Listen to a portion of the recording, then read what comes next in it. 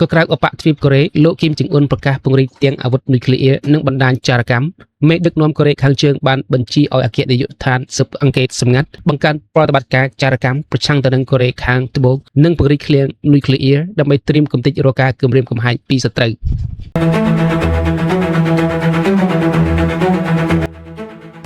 ប្រិមិត្តទស្សនិកជនមកកាន់នាទីព័ត៌មានអន្តរជាតិភាពតានតឹងនៅលើឧបទ្វីបកូរ៉េដែលធ្លាប់តែ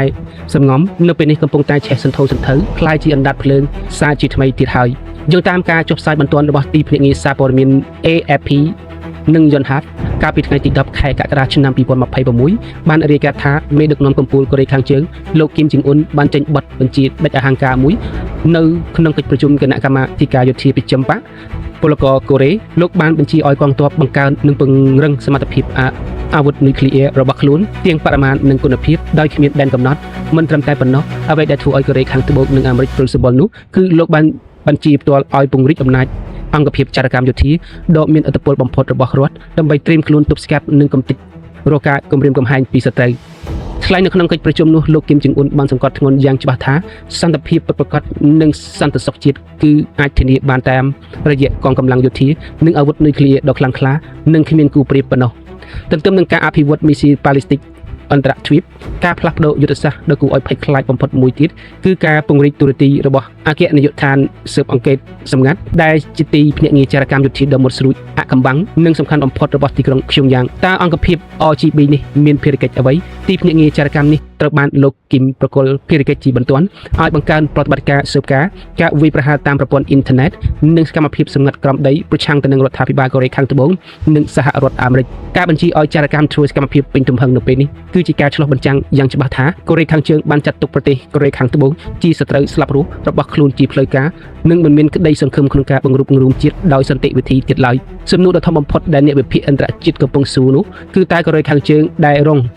ទណ្ឌកម្មសេដ្ឋកិច្ចយ៉ាងធ្ងន់ធ្ងរបែបនេះបានបច្ចេកវិទ្យានិងភាពក្លាហានពីណាមកទើបហ៊ានពង្រីកនុយក្លេអ៊ែរនិងចារកម្មខ្លាំងម្ល៉េះចម្លើយគឺស្ថិតនៅលើក្រុងម៉ូស្គូអ្នកជំនាញភូមិសាស្ត្រនយោបាយបានសង្ស័យមុតមាំថាភាពក្លាហាននិងការអភិវឌ្ឍយ៉ាងលោតផ្លោះរបស់កូរ៉េខាងជើងនៅពេលនេះគឺដោយសារតែពួកគេកំពុងទទួលបានជំនួយបច្ចេកវិទ្យាយោធាកម្រិតខ្ពស់និងបច្ចេកវិទ្យាផ្កាយរណបស៊ើបការពីប្រទេសរុស្ស៊ីកិច្ចសហប្រតិបត្តិការនេះគឺជាថ្នូរនឹងការដែលទីក្រុងព្យុងយ៉ាងបានជួយបញ្ជូនគ្រាប់រំសេវមីស៊ីលនិងថែមទាំងបញ្ជូនកងទ័ពរបស់ខ្លួនទៅជួយកងទ័ពរុស្ស៊ីនៅក្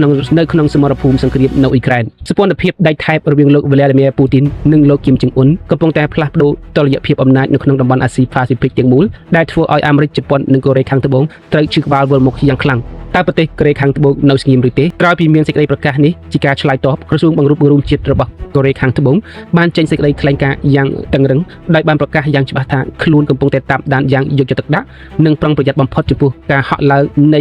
ឃ្លាំងនុយក្លេអ៊ែរនិងសកម្មភាពបណ្ដាញចារកម្មរបស់កូរ៉េខាងជើងកងទ័ពកូរ៉េខាងត្បូងរួមជាមួយទៅនឹងកងទ័ពអាមេរិកកំពុងតែបង្កើនការធ្វើសមយុទ្ធយោធារួមគ្នានិងបានដាក់ពង្រាយប្រព័ន្ធការពារដែនអាកាសដើម្បីត្រៀមខ្លួនទប់ទល់ទៅនឹងការវាយប្រហារដោយមិនដឹងខ្លួនមុនពីសំណាក់ទីក្រុងព្យុងយ៉ាងសូមបញ្ជាក់ជូនប្រិយមិត្តឲ្យដឹងថាប្រទេសកូរ៉េខាងជើងនិងកូរ៉េខាងត្បូងគឺនៅតែស្ថិតនៅក្នុងស្ថានភាពសង្គ្រាមផ្លូវច្បាប់នៅឡើយដោយមិនទាន់មានការចុះសន្ធិសញ្ញាសន្តិភាពណាមួយដើម្បីបញ្ចប់សង្គ្រាមនោះទេចាប់តាំងពីសង្គ្រាមកូរ៉េបានបញ្ចប់ដោយបាត់ចុកបាញ់កាលពីឆ្នាំ1953មកសូមបញ្ជាក់ជូនប្រិយមិត្តឲ្យដឹងថាប្រទេសកូរ៉េខាងជើងនិងកូរ៉េខាងត្បូងគឺនៅតែស្ថិតនៅក្នុងស្ថានភាពសង្គ្រាមតាមផ្លូវច្បាប់នៅឡើយដោយមិនទាន់បានចុះសន្ធិសញ្ញាសន្តិភាពណាមួយដើម្បីបញ្ចប់សង្គ្រាមនោះទេ